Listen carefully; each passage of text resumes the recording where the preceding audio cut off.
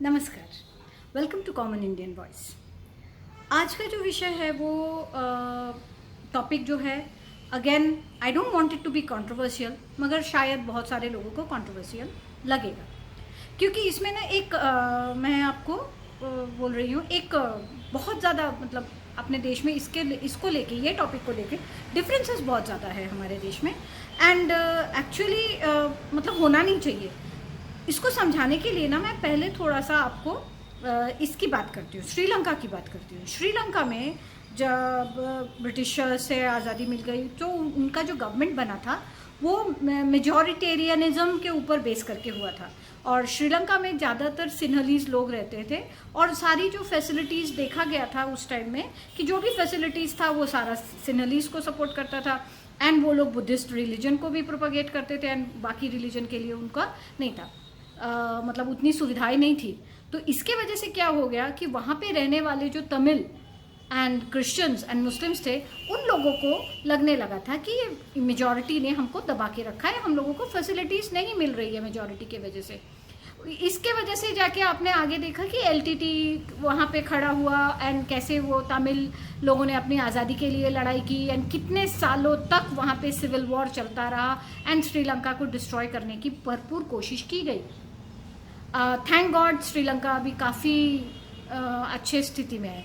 मगर पता है, मुझे लगता है कि शायद जब हमको आज़ादी मिली थी तो हमारी आज़ादी के टाइम में ऐसा हो गया था कि जो उस टाइम में जो थे उन लोगों को लगने लगा था कि भाई अगर मेजॉरिटी की तरफ ध्यान देंगे या मेजॉरिटी का सुनेंगे तो फिर हमारे देश में माइनॉरिटी का हालत बहुत ख़राब हो जाएगा। इसलिए उन्होंने जान के या अनजाने में उन लोगों ने एक पॉलिसी शुरू की जिसमें माइनॉरिटीज़ की के तरफ ज़्यादा ध्यान रखना। बाद में वो धीरे धीरे अपीजमेंट हो गया। और मज़े की बात है कि मुस्लिम्स को हमारे यहाँ पे माइनॉरिटी बोली जाती है, मगर उनसे गिनती में कम जैन हैं, उनसे गिनती में कम ये पारसीज है।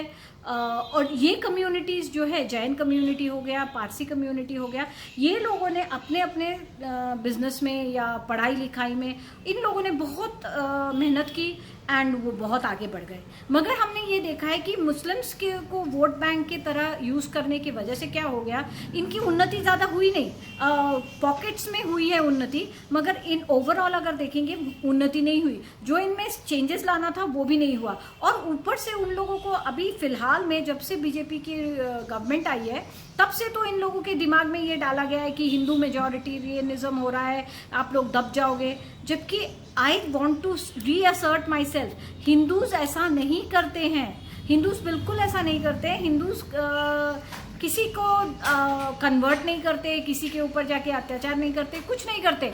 जब सिचुएशन इन लोगों ने बिगाड़ डाला, एंड मतलब एक सेक्शन हिंदूज के जो है वो उनको लगने लगा ये चल क्या रहा है, why is this happening. And उसमें जो है ना, जैसे हमारे जैसे लोग हैं, हम तो जाके सड़कों पे जाके कोई धींगाने नहीं करते या मारपीट नहीं करते, या किसी और को हम लोग जाके ज़बरदस्ती उनको बोलते नहीं है कि हमारी मर्जी से चलेगा, हम यहाँ के मेजॉरिटी है। मगर एक आधा सेक्शन है जो बहुत ज़्यादा इरिटेट हो जाता है, एंड गर्म होके वो लोग शायद बात पे मारपीट वगैरह भी हो जाती है। मगर अगेन आई वांट टू से इट, ये जो एक पिक्चर बनाने की कोशिश की गई है ना कि भाई लिंचिंग होती है, इंडिया इज़ अ लिंचिस्तान और हिंदूज लिंचिंग करते हैं, ऐसा भी नहीं है। मुस्लिम्स के तरफ से भी काफ़ी लोगों की लिंचिंग हुई है, काफ़ी लोग मारे भी गए हैं। मगर हमारी जो प्रेस है और हमारे जो liberal so called liberal gang है ना, उन लोगों को एक ऐसा हो गया है कि we should support the minorities, नहीं तो इंडिया में सब कुछ बर्बाद हो जाएगा, वो उन लोगों को रहने नहीं देंगे। ऐसी कोई बात नहीं है, ऐसी कोई भी बात नहीं है। जानबूझ के उन माइनॉरिटीज़ में, स्पेसिफिकली मुस्लिम्स में अनएजुकेटेड रखा गया उन लोगों को बढ़ने की स्कोप नहीं दी गई। उन लोगों का मतलब जो गिने चुने लिमिटेड उनमें से लिमिटेड है, जो लोग पढ़ लिख गए हैं, वो अपना मेन स्ट्रीम में है, वो अपना काम करते हैं, very successful, they are successful. Do those people have time for all these things, riots and everything? तो यही बात है। अनएजुकेटेड, आप चाहे हमारे हिंदूज में भी देखिए, लोअर कास्ट के लोगों को अगर सारी फैसिलिटीज, एससीज एसटीज को पढ़ाई लिखाई के लिए सारी फैसिलिटीज दी गई, मगर कितने लोगों ने मतलब वो उसके पीछे कितने गवर्नमेंट, ये जो 60 साल गवर्नमेंट थे, उन लोगों ने कितना एफर्ट्स डाला कि हाँ भाई तुम लोगों के लिए इतनी फैसिलिटीज है, तुम लोग पढ़ लिख जाओ, तुम लोग कुछ आगे बढ़ो। नहीं, अनपढ़ गवार इन लोगों को अच्छा लगता है, सूट करता है, चाहे वो हिंदूज हो, चाहे मुस्लिम्स हो, चाहे क्रिश्चियंस हो, व्हाटएवर। क्रिश्चियंस का एक एडवांटेज है चर्च से जुड़े रहने की वजह से, एंड चर्च का खुद का स्कूल्स होने की वजह से वो लोग पढ़ लिख तो जाते हैं। बहुत से मतलब आप देख सकते हो उन लोगों में एजुकेशन है। एंड ये जो हमारे बाकी लोगों को, चाहे मैंने बोला ना, जैसे हिंदूज में हो या मुस्लिम्स में हो, जानबूझ के इनको पढ़ाया लिखाया नहीं जाता था ताकि इनकी ये जो इनके नॉनसेंस हुआ करती थी, वो नॉनसेंस ये लोग मान ले, और वो नॉनसेंस ये लोग इनको नॉनसेंस मान के इनको सपोर्ट करें।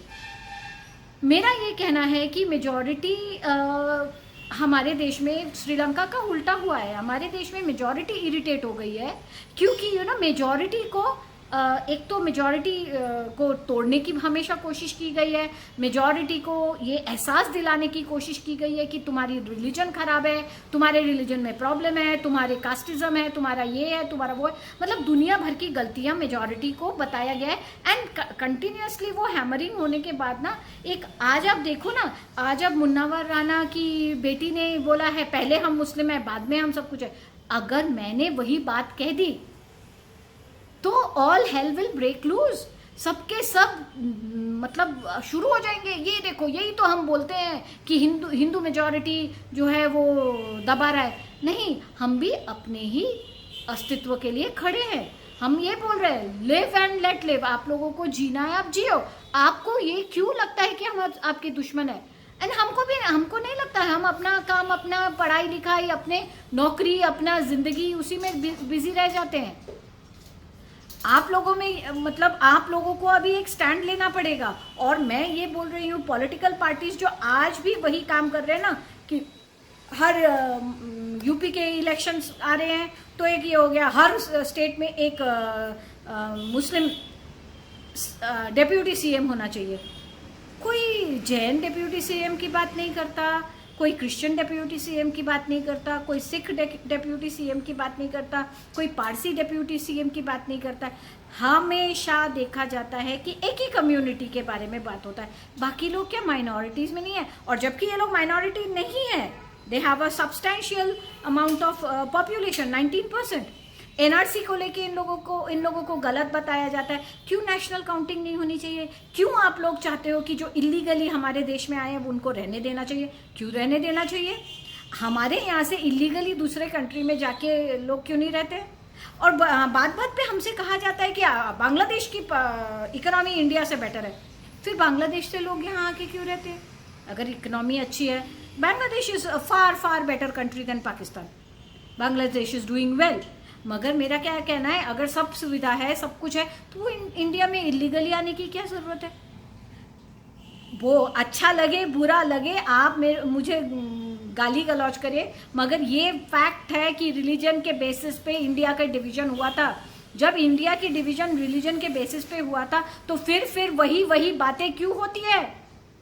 आपने कभी पॉलिटिकल पार्टीज से, मैं पूछ रही हूँ, आपने कभी ये सोचने की कोशिश की है कि क्यों हिंदू मेजॉरिटी आपसे इरिटेट हो जा रहा है? क्यों आप लोगों ने इतना ढोल पीटा था यूपी इलेक्शंस लेके, पंचायत इलेक्शंस लेके, और स्टोरी पूरी डिफरेंट आई? आप लोगों को क्यों जरूरत पड़ जाती है हर बार एक नैरेटिव सेट करने के लिए, ये दिखाने के लिए कि देखो देखो देखो हम लोगों ने हिंदूज को डिफीट किया? क्यों हिंदूज को डिफीट करने की बातें कर रहे हैं? क्यों आप हिंदूज के साथ नहीं रहना चाहते हैं? एंड फनी बात, मैंने ये पहले भी बहुत बार दोहराया है कि इंडिया में हिंदूज बहुत है। जो हिंदूज अपने आप को लिबरल वगैरह भी बोलते हैं, वो भी तो हिंदूज ही है ना। तो क्या किसने किसका नुकसान किया है? किसी ने किसका नुकसान नहीं किया। मेरे पास फुर्सत नहीं है कि मैं जाके किसी का नुकसान कर सकती हूँ। मेरा बहुत सारा काम है।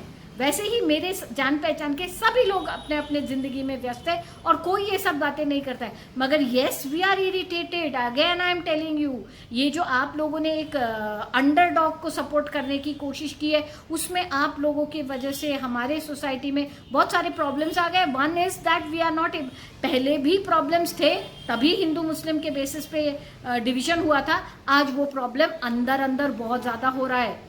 इलेक्शंस देख लीजिए, आपको समझ में आ जाएगा। इलेक्शंस में हिंदू जो है वो एक तरह से वोटिंग करते हैं। योगी आदित्यनाथ जी के पीछे हाथ धोके पड़े रहते हैं। वह मतलब उनके स्टेट में क्या हुआ क्या नहीं हुआ उसको हाईलाइट करेंगे। क्यों? क्योंकि हमको योगी आदित्यनाथ जी को हटा देना है। He is communal. और वहीं पे जो एक्चुअल जेन्युइन प्रॉब्लम हो रहा है दूसरे स्टेट्स में, वहां पे उन लोगों का पीठ थपथपाया जा रहा है। क्यों? क्योंकि वो सेक्युलर है। और वो सेक्युलर क्यों है? यस, वो सेक्युलर क्यों है? वो सेक्युलर इसलिए है क्योंकि वो हिंदुओं को गाली देते हैं। ये कौन सी सेक्युलरिज्म की परिभाषा हो गई? मैं तो बोल रही हूं yes I am a Hindu and I am telling all the Hindus, yes you don't need to fight, you don't need to do anything, but yeah keep your eyes open. वो जो बोलते हैं ना, जागो Hindu, don't let others to take you for a ride. नमस्कार, thank you. अगर अच्छा लगा शेयर कीजिए, लाइक कीजिए, सब्सक्राइब कीजिए प्लीज़।